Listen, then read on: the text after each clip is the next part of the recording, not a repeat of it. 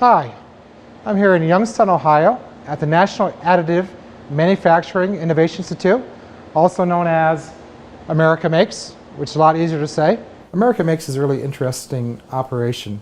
It began in 2012, started by the Obama administration as a way to reinvigorate American manufacturing using 3D printing and additive manufacturing technology. Now, America used to be a country that made lots of things. I grew up in a factory town. My grandfather made ball bearings for 45 years. My grandmother worked in a clothespin factory. But over the past 15, 20, 25 years, you see increasingly less and less made by American companies.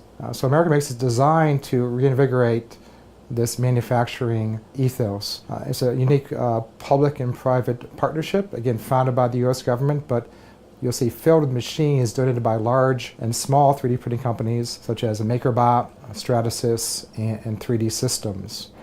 I'm here today to talk to Mark Cotelier.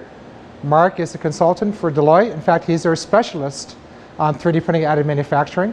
He's going to talk about the difference between the two and how what you're learning here in this course about desktop 3D printing can be applied to much broader manufacturing techniques at a factory scale. Let's go find Mark and learn about additive manufacturing. Come on. Well, Mark, thank you for taking the time to be with us today. It's good to be here, Eric. Can you start off by telling us a bit about your 3D printing story, how you became interested in this technology? So I've been involved in 3D printing or additive manufacturing. You'll hear me call it additive manufacturing at an industrial scale for about 3 years now. And Deloitte is one of the largest professional services firms in the world. We have a very advanced technology practice where we help our clients understand how to take both manufacturing and information technologies and deploy them in pursuit of value inside their businesses. And when we looked around and said, what are the critical technologies that we're going to need to be able to help our clients understand for the future, additive manufacturing, 3D printing was clearly one of them. Additive manufacturing is not a new technology. The original process, stereolithography, was invented over 30 years ago. The technology used to be referred to as rapid prototyping. What we're seeing now is a bit of a breakout. The technologies have advanced to a point where the economics and the quality is sufficient to actually move into final part production. We have done quite a bit of work in the aerospace and defense and in military applications, trying to understand how additive manufacturing can be used to either enhance sustainment, that is the ability of planes to fly, of equipment to run very rapidly.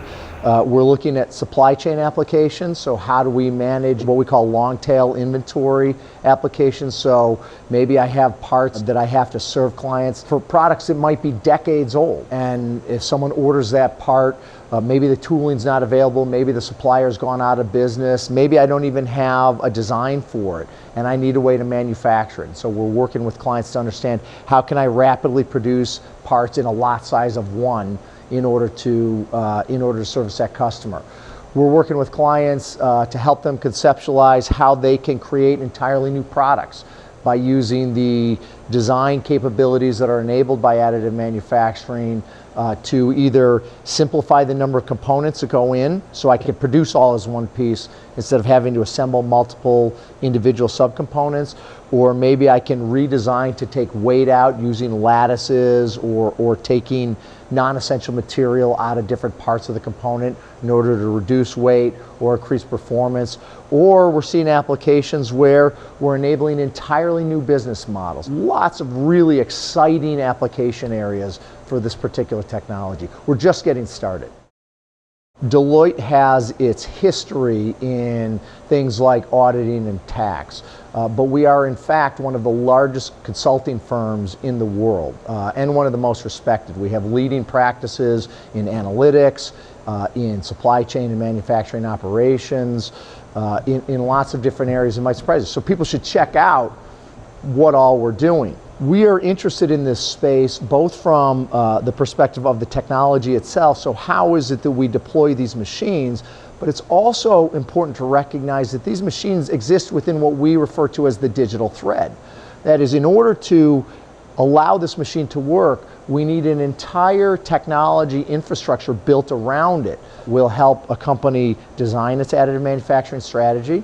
We'll help a company figure out what components are appropriate for being manufactured using additive manufacturing. We'll help them choose the equipment. We'll help them identify other partners they want to work with. What is the software? How does that digital thread all go together? And we'll help them secure it by using our cybersecurity services to actually make sure that nobody can hack into it, which if you think about it, can be a pretty big deal. And then we'll also help with the workforce transformation. So we have a big human capital practice that does all the change management around helping people understand how the change of this technology is going to impact their business.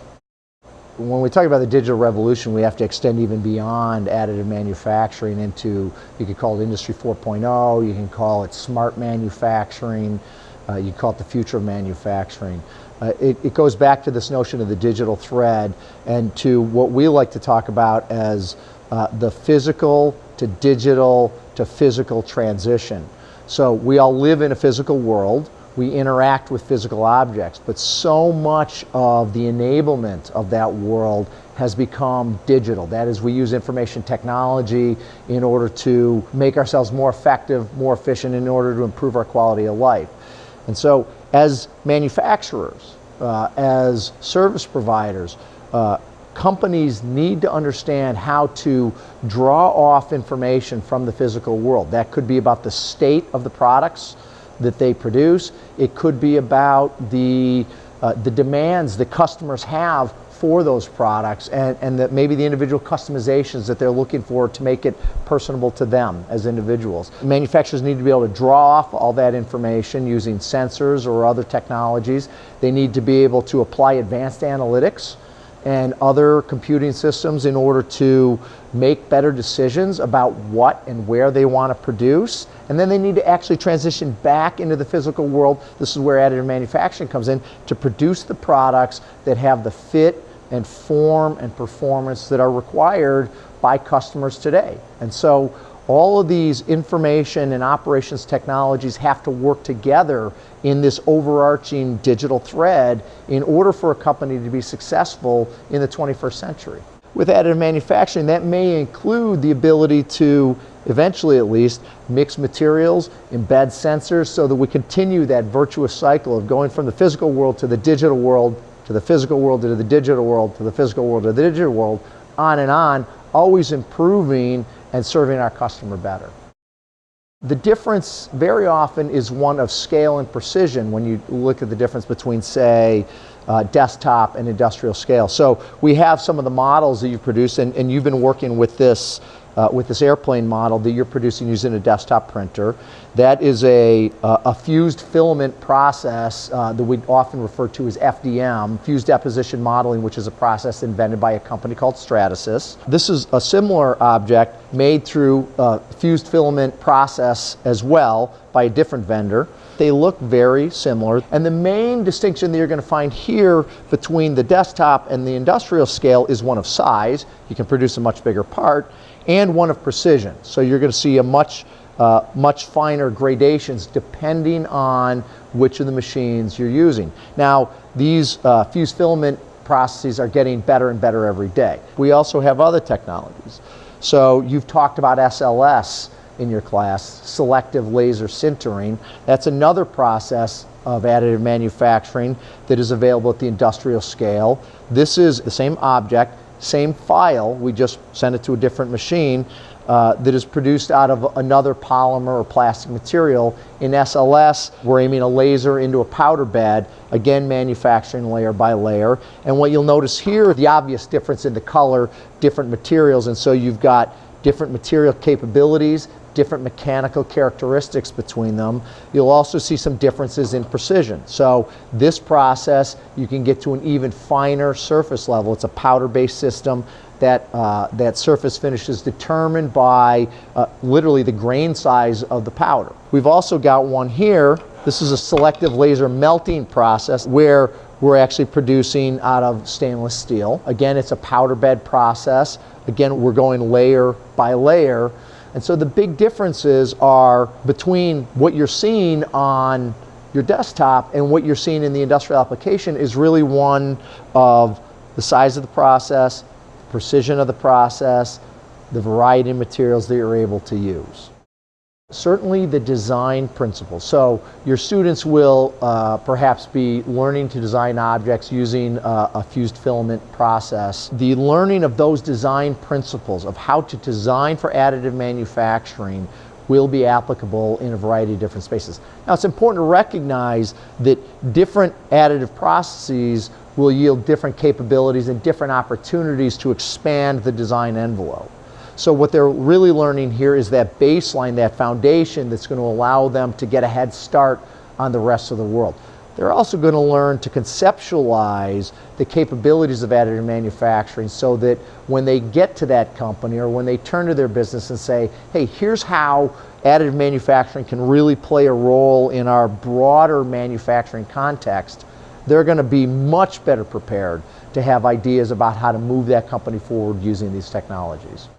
The additive manufacturing space compared to conventional manufacturing is still relatively small, but the important thing is that it's growing very fast. Additive manufacturing is not a panacea.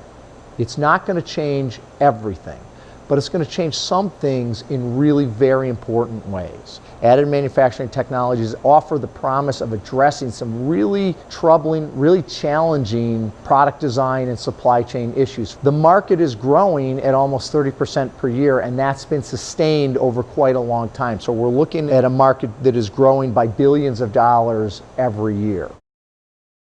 There are academic studies that show that there can in fact be a return on investment for a home printer today.